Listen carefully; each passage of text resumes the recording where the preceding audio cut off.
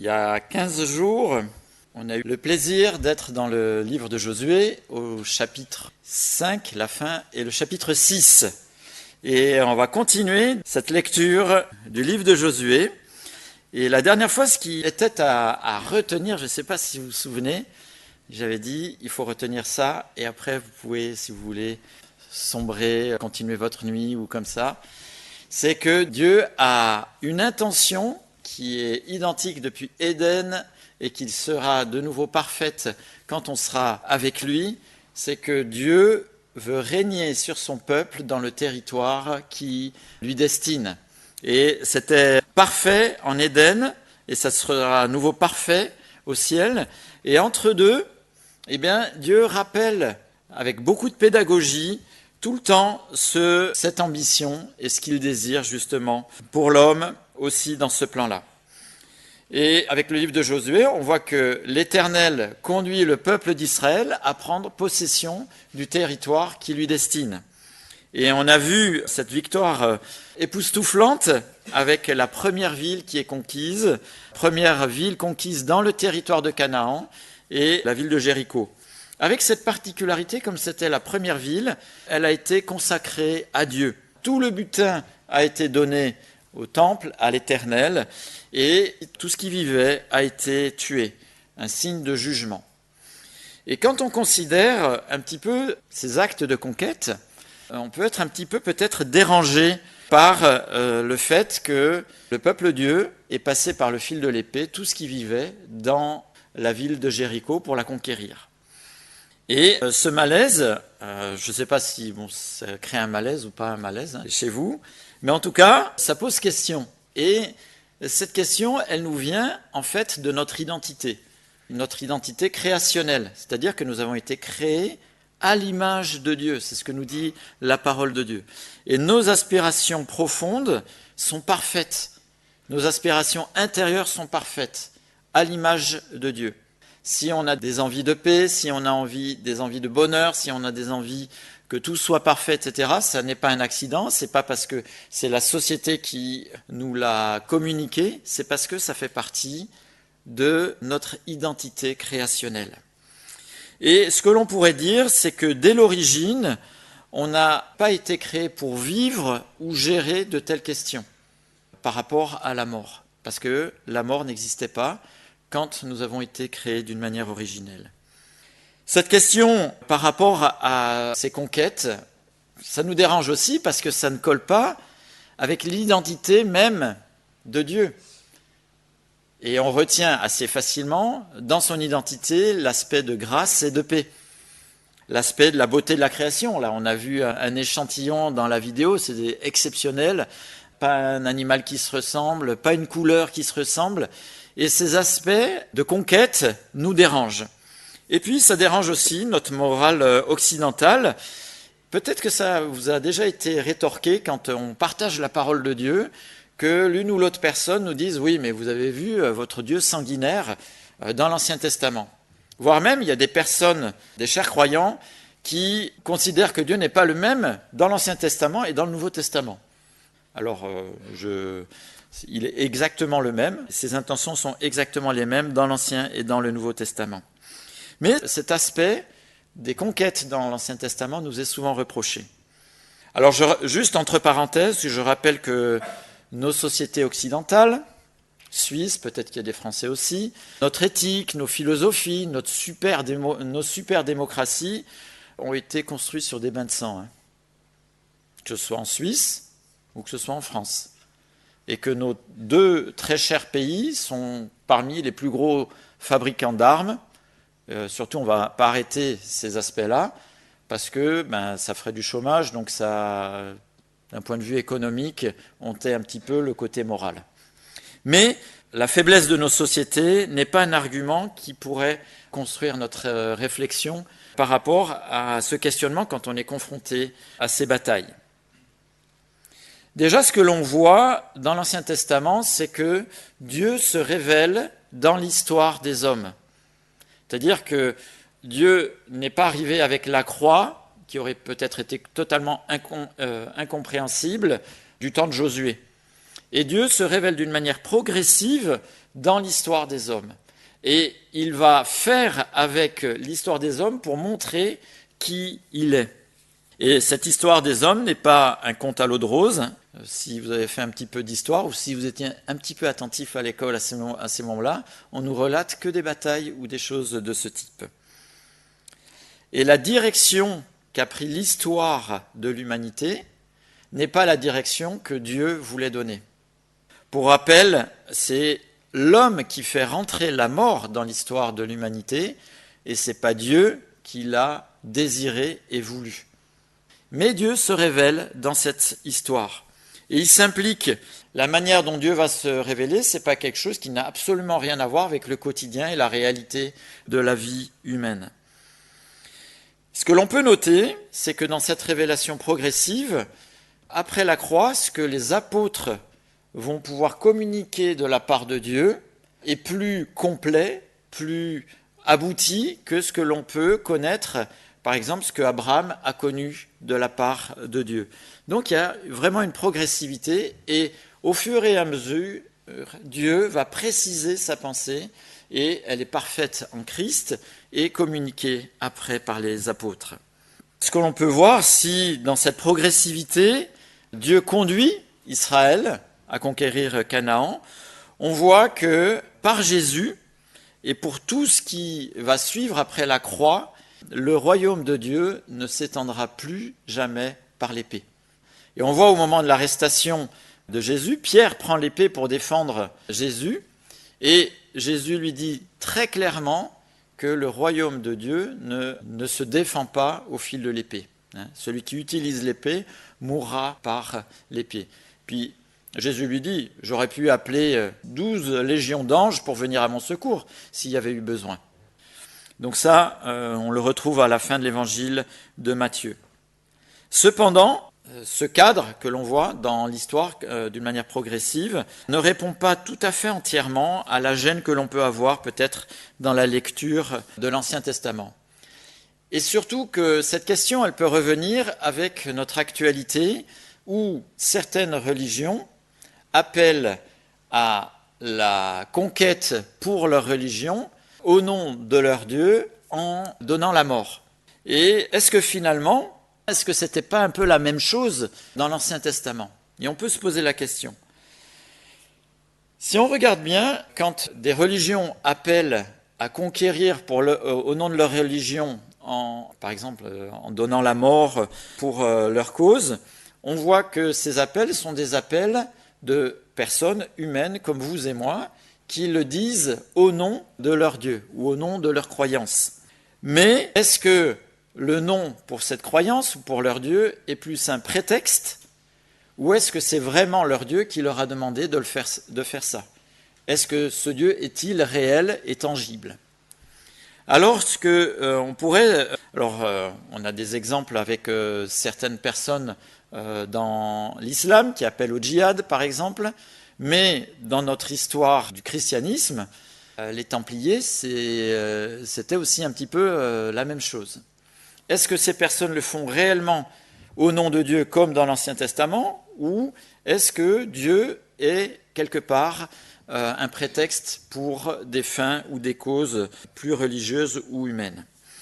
La grande différence que l'on peut voir avec l'Éternel, c'est que Dieu s'est révélé comme tel. Dieu s'est révélé comme Dieu. Et ce n'est donc pas des aspirations humaines qui ont conduit à ces conquêtes, mais c'est Dieu qui les a ordonnées.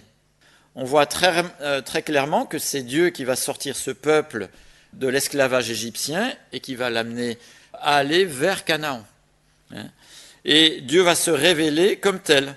Et si on lit un petit peu la Bible avant le livre de Josué, il est question du déluge. Dieu se révèle comme Dieu.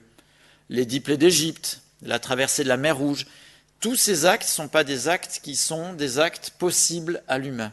Dieu se révèle comme Dieu. Dieu maintient aussi tout un peuple pendant 40 ans dans un désert. Humainement, ça aurait été impossible. Et puis là, avant Jéricho, qu'est-ce qui se passe avant Jéricho? Tout le peuple traverse le Jourdain. Le Jourdain était un fleuve infranchissable à traverser. Dieu, juste avant, se révèle comme Dieu. Donc ce n'est pas une volonté d'homme qui prendrait pour prétexte la divinité, mais c'est réellement Dieu qui se révèle et qui dit d'aller à la conquête de Canaan. Et Dieu, en se révélant, montre pas uniquement sa toute-puissance, mais montre aussi sa sainteté. On l'a vu la dernière fois.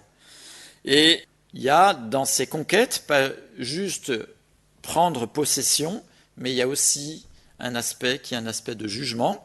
Et cet aspect de jugement, on le trouve dans l'Ancien Testament, mais on va le retrouver d'une manière identique dans le Nouveau Testament. Si la grâce et la paix de Dieu sont mises particulièrement en avant avec le ministère de Christ, Christ sera aussi le juge de tout homme, croyant ou non. La sainteté de Dieu, ces aspects de jugement, sont aussi des éléments que l'on retrouve dans ces conquêtes. Le côté normal serait que le jugement de Dieu tombe sur l'homme rebelle d'une manière implacable, comme au déluge. Ça, ce serait la normalité. Mais la grâce et l'amour de Dieu fait que Dieu patiente pour justement que l'homme puisse reconnaître Dieu comme son Seigneur et son Sauveur. Dans ces batailles aussi, il y a un aspect de jugement par rapport à ces populations qui ne reconnaissaient pas l'Éternel comme Dieu. Et si on regarde bien l'ensemble de la parole de Dieu, toutes ces batailles, tous ces aspects un petit peu sanglants sont minoritaires par rapport à toute l'œuvre de grâce et de bonté que Dieu produit et démontre tout au long de sa parole. Mais ce qu'il y a de bouleversant, c'est-à-dire que toutes ces explications ne sont pas totalement satisfaisantes, tout simplement parce qu'on n'est pas créé pour les comprendre et pour pouvoir les gérer. Mais ce qui est bouleversant, c'est que Dieu, victime de l'homme rebelle, va lui-même subir la condamnation de l'homme.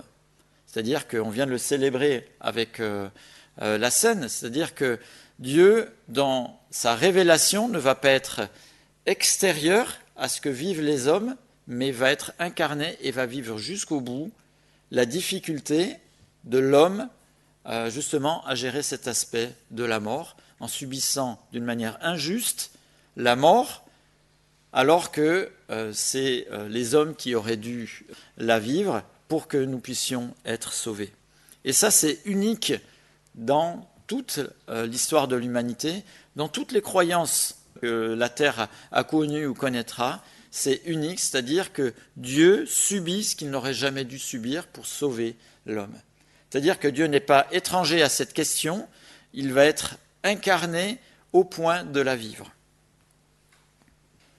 Ces aspects de jugement font ressortir, comme je le disais tout à l'heure, un trait de caractère de la personne de Dieu, c'est que Dieu est saint, on l'a vu à la fin du chapitre 5 de Josué, mais son désir, c'est aussi que cette sainteté puisse aussi être vécue et ambitionnée par son peuple et par chacune des personnes de son peuple.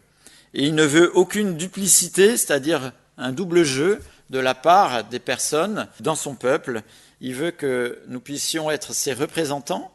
Nous sommes créés à l'image de Dieu, qu'on puisse être ses représentants d'une manière claire, vraie et transparente.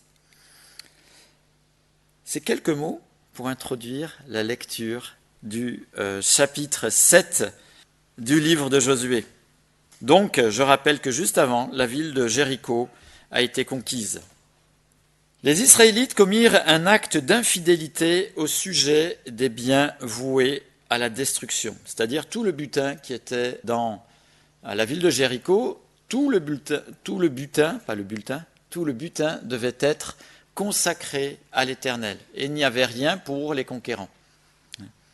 Akan, fils de Carmi, petit-fils de Zabdi et descendant de Zérak, de la tribu de Juda, prit des biens ainsi consacrés.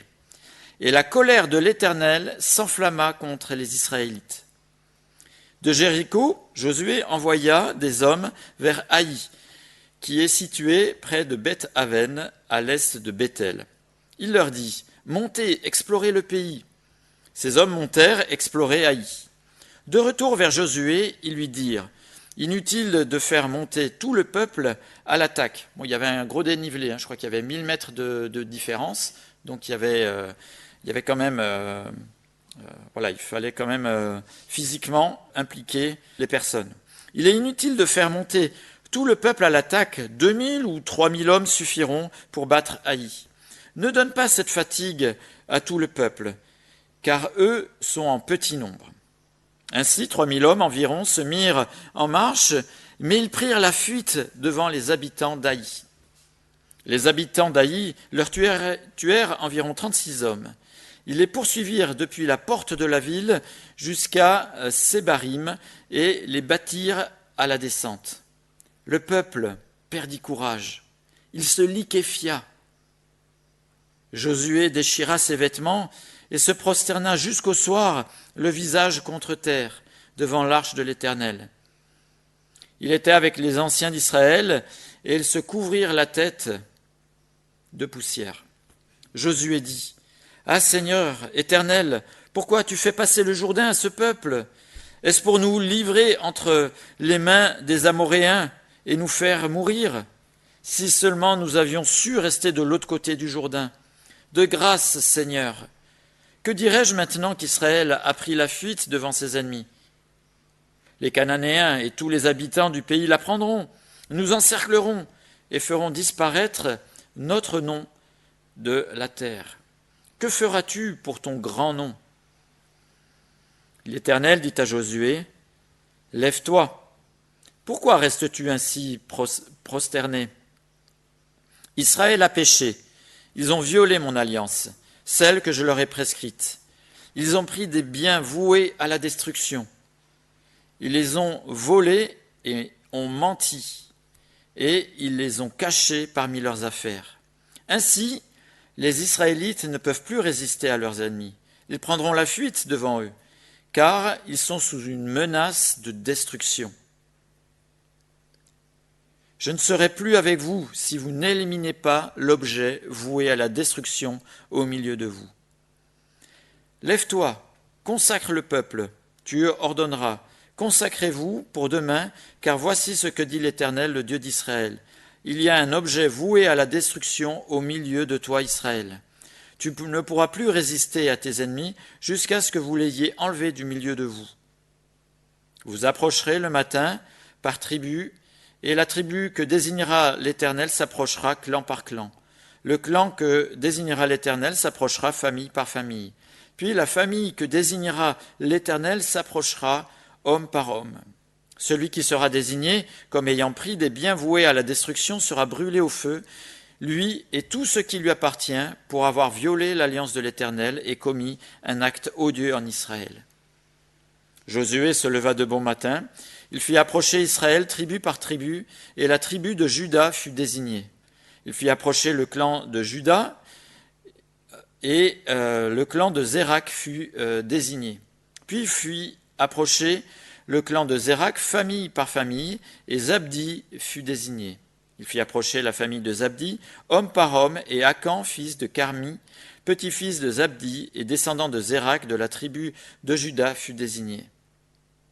Josué dit à Akan, « Mon fils, donne gloire à l'Éternel, le Dieu d'Israël, et rends-lui hommage. Dis-moi donc ce que tu as fait, ne me le cache pas. » Akan répondit, « Il est vrai que j'ai péché contre l'Éternel, le Dieu d'Israël, et voici ce que j'ai fait. J'ai vu dans le butin un manteau de chinéar, 200 pièces d'argent et un lingot d'or de près de 600 grammes. J'en ai eu envie, je les ai pris. Ils sont cachés dans la tente, dans la terre, dans ma tente, et l'argent est dessous. » Josué envoya des hommes qui coururent à la tente. Les objets étaient bien cachés dans la tente, et l'argent était bien dessous. Ils les prirent dans la tente et les apportèrent à Josué et à tous les Israélites et les déposèrent devant l'Éternel. Josué et tout Israël avec lui prirent Akan, fils de Zérak, l'argent, le manteau, le lingot d'or, les fils et les filles d'Akan, les bœufs, les ânes, ses brebis, sa tente et tout ce qui lui appartenait. Ils les firent monter dans la vallée d'Accor. Josué dit, « Pourquoi as-tu causé notre malheur? l'Éternel causera ton malheur aujourd'hui.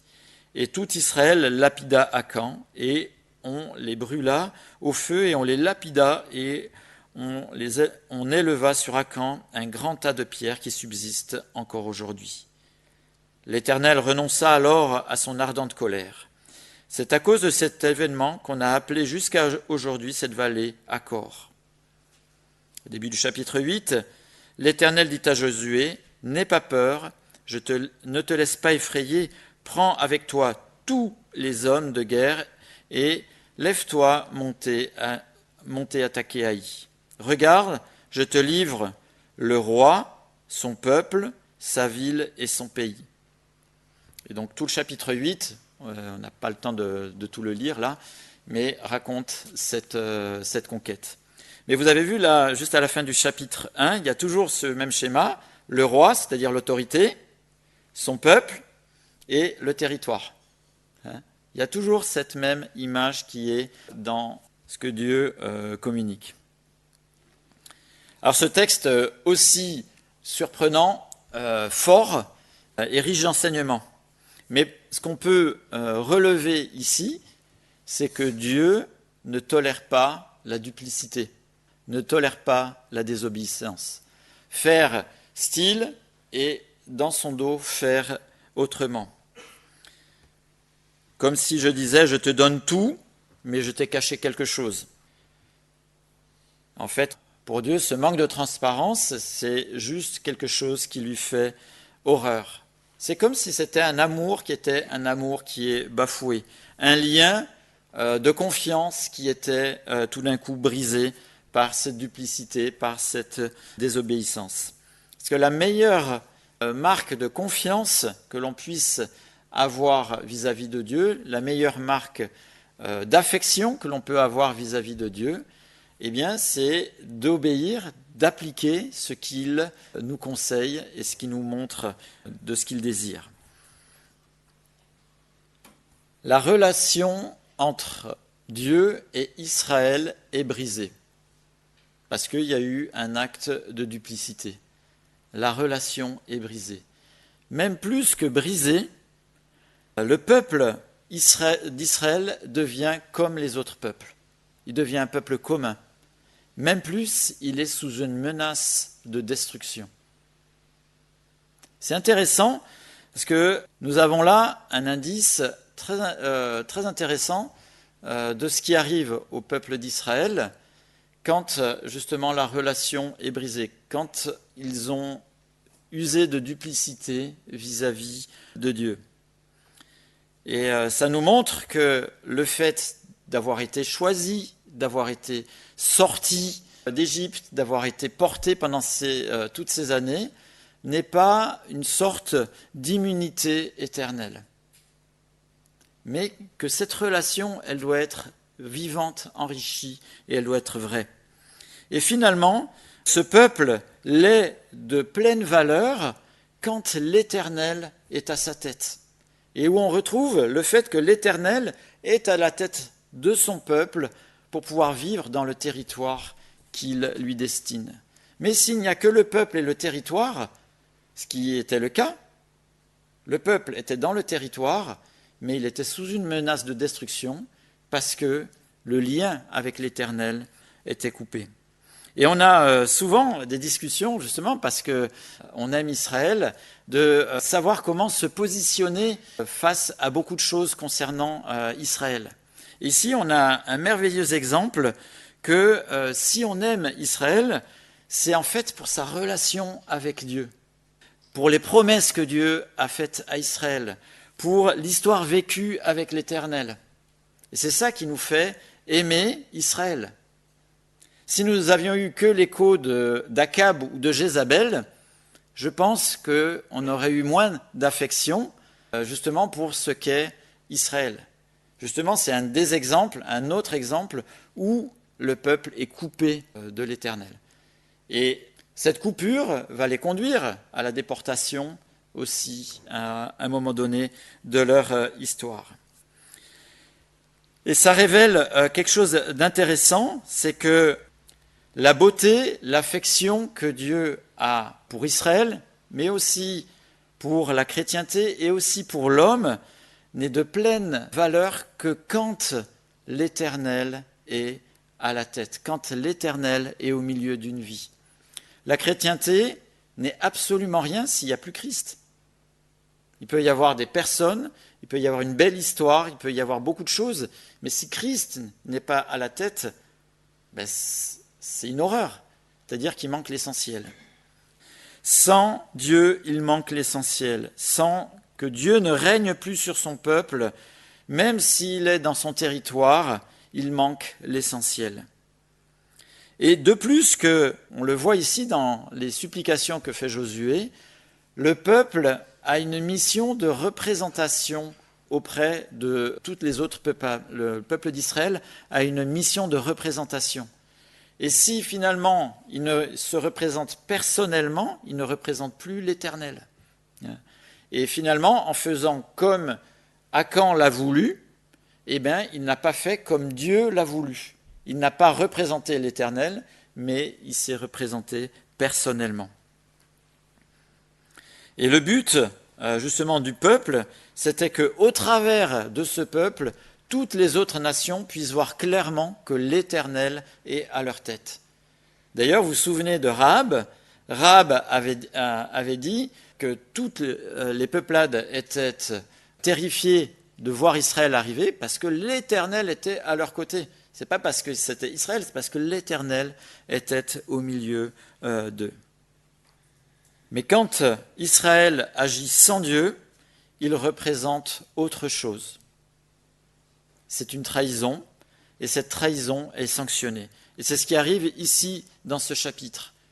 Le peuple est destiné à la destruction.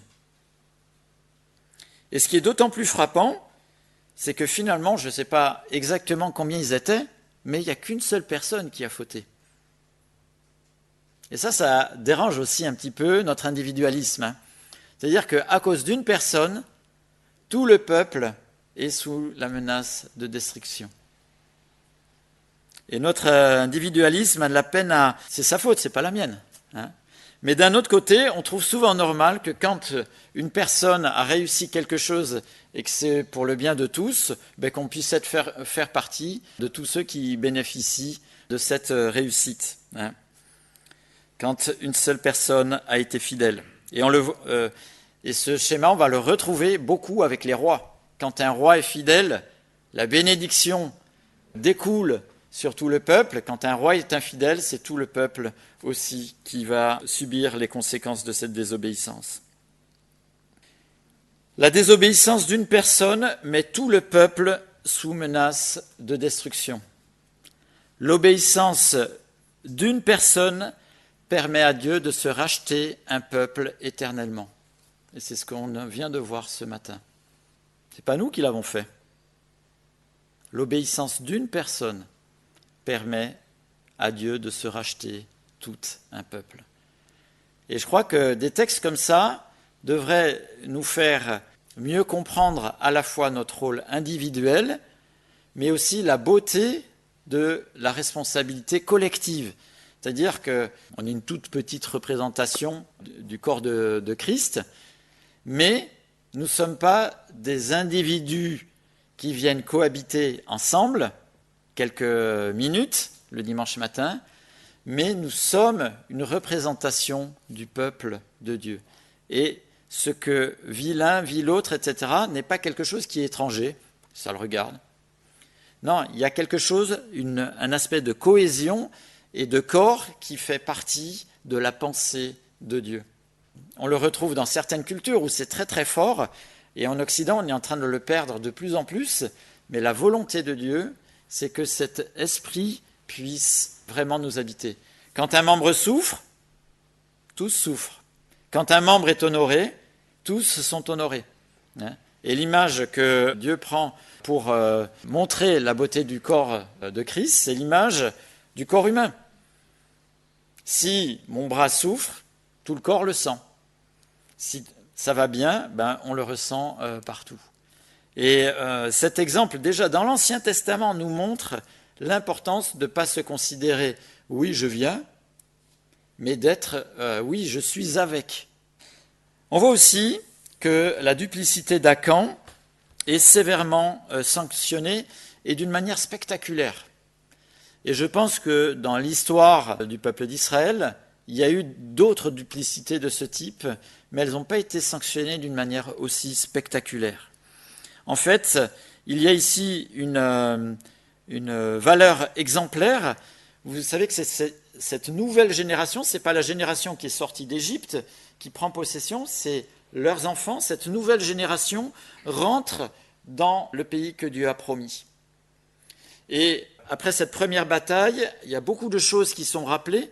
Après cette première bataille, Dieu, d'une manière spectaculaire, dit « Dans mon peuple ne sera pas, il n'y aura pas de duplicité. » Et si vous êtes des lecteurs de la parole de Dieu, dans le livre des Actes, l'Église naissante se met en place et il y a à nouveau un acte de duplicité avec Ananias et Saphira. Certainement que dans la chrétienté, malheureusement, il y a eu d'autres actes de duplicité, mais pour Ananias et Saphira, la sanction est aussi foudroyante. Parce que Dieu veut montrer d'une manière très claire que dans son peuple, on ne vit pas deux choses différentes. Faire style, oui, je suis, et puis faire différemment derrière. Dieu veut une relation qui soit une relation authentique, vraie et transparente. Alors, peut-être que ce passage de Josué chapitre 7 donnera encore à réfléchir, mais je vois que l'horloge tourne et le temps ne m'appartient pas. Mais ce texte m'a donné à réfléchir, déjà à ne pas sous-estimer la personne de Dieu.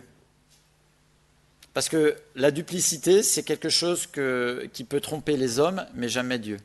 Dieu voit tout. Dieu sait tout. Et rien n'a été caché de ce qu'a fait Akan aux yeux de l'Éternel, même si c'était caché à tout un peuple en entier. La question que je me suis posée, c'est est-ce que j'aime réellement l'Éternel au point de vouloir vivre ce qui lui fait plaisir? Akan n'a pas vécu ce qui faisait plaisir à l'Éternel, il avait choisi de faire comme il l'entendait, mais c'est quelque part une preuve qu'il s'aimait plus qu'il n'aimait l'Éternel. Est-ce que j'aime Dieu au point de lui obéir simplement? La question aussi que pose peut-être cette histoire, c'est est-ce que finalement je représente dans ma vie, est-ce que j'ai conscience que je dois représenter l'Éternel et est-ce que finalement je le représente là où je suis, tout simplement, en étant comme il le désire? Et ça rejoint mon identité. Nous sommes créés à l'image de Dieu pour le représenter. Et finalement, est-ce que j'ai compris cette mission créationnelle et cette mission du fait que Christ m'a racheté, de le représenter là où je suis, en faisant tout simplement ce qu'il demande. Voilà, je vous invite aussi à lire le chapitre 8, où vous verrez que finalement la ville d'Aï et de Bethel ont été conquises une fois que la duplicité, une fois que le lien a été rétabli avec l'Éternel, Israël a retrouvé, je dirais, sa force, parce que sa force lui vient de l'Éternel.